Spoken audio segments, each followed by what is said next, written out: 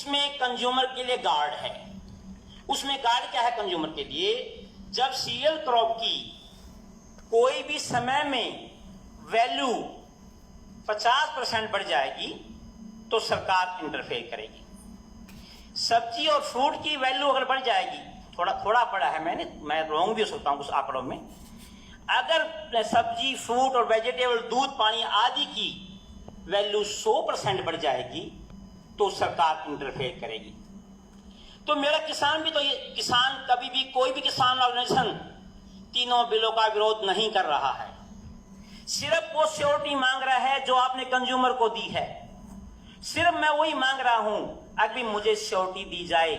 भारत सरकार कह रही है एमएसपी नहीं जाएगा, माननीय प्रधानमंत्री कह रहा है, मुख्यमंत्री कह रहा है, हमें विश्वास करना चाहिए, लेकिन श्योरिटी मांग रहा है किसान। भाई मुझे तो श्योरिटी दे दो।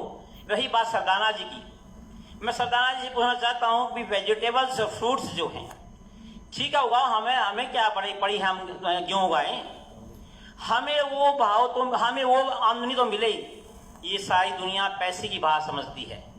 अगर आपकी जेब में सब्जी बेचने से पैसा गेहूं और धान से आओगा तो बोले कुत्ते ने नहीं पाल रखा हूं मैं सब्जी और गेहूं और वो लगाऊंगा। तो इन चीजों पर ये सेफ गार्ड मांग रहे हैं। कोई अगर मान ले क्यों आप किसान को अगर ये मिल गया कि भाई सब्जी लगाने में या दूध बेचने में या मछली पालन में या मुर्गी फार्म में पैसा ज्यादा है तो सरकार की एमएसपी कोई नहीं मांगेगा। क्या जरूरत है मांगने की एमएसपी? तो मैं हाथ जोड़ के निवेदन करता हूं, हम तीनों एक्ट के साथ खड़े हैं, सरकार के साथ काम करने के तैयार बैठे हैं। इतना ये जो नदी चल रही है ना, जिस पे हमें चलाया है, जिस रोड पर सरकार ने हमारी 4 पुस्तों को चलाया है, वो हमारे खून में रम चुकी है। उसके पैरेलल नदी बनाओ आप, नदी को मत रोको, उसके पैरेलल नदी बनाओ आप। मुझे भाव दो, मैं सब्जियों को, मुझे मार्केटिंग के गुण सिखाओ, मैं अपने आप छोड़ दूंगा इन चीजों को। प्लीज इस बात पर ध्यान दीजिए, क्योंकि बड़ी अभी मेरे सरदाना जी की बातों से ही 3 बातें विरोधाभासी हो गई। इनकी बातों से, इनके स्पीच के अंदर ही पहले ये कह रहे हैं अनाज रखने की जगह नहीं है, लास्ट में ये कहते हैं 30 साल के बाद कुछ नहीं रहेगा। मैं ये कहता हूं इसका मतलब वो कंपनियां सोच रही हैं कि 30 साल के बाद कुछ नहीं रहेगा, इन किसानों ने पहले पटा लो, इनसे जमीन छीन लो।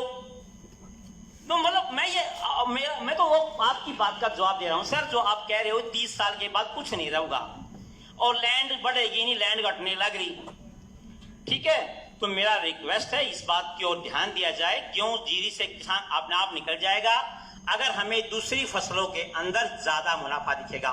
आज हॉर्टिकल्चर प्रदेश में 7% के आसपास है, 7.5 होगी, मेरा आंकड़ा बढ़ रहा है। आप कह रहे हैं 2023 तक 30% ले जाएंगे, 60% ले जाएंगे।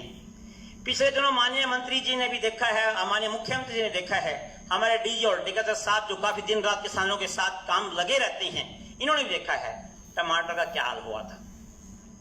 अगर हॉर्टिकल्चर क्रॉप इस तरह से बढ़ेगी तो उसको खपाने के लिए भी जगह चाहिए, उसकी कंजप्शन भी चाहिए। और पुनीत जी से मैं सहमत हूं, कोई भी व्यापारी मुनाफे के लिए काम करता है, किसान की तरह चैरिटी के लिए काम नहीं करता, देश के लिए काम नहीं करता। पहले कंपनी के लिए काम करेगा, वो उसका मैनेजर कंपनी के लिए काम करेगा, देश के लिए काम करेगा। किसान देश के लिए काम कर रहा है, मैंने सरप्लस कर दिया देश। तो मैं आपसे हाथ जोड़े कहता हूं, कोई विरोध नहीं कर रहा, कोई विरोध नहीं कर रहा। जब माननीय मंत्री जी, मुख्यमंत्री जी, प्रधानमंत्री जी कह रहे हैं एमएसपी खत्म नहीं होगी, जब लाला खुब्बी नू कह रहा है अगर मंगू ने 500 देने, मेरे मंगू भी कह रहा 500 देने मना है, फिर खत्म में की जवाब भाई बसाइन करने में क्या दिक्कत है? जब दोनों पार्टी मान रही है कि हमने 500 देने, किसान भी कह रहा 500 देने मना है, लाला भी कह रहा 500 लेने, फिर जब लेन देन पर दोनों सहमत हैं, इसको मूछ की लड़ाई न बना जाए।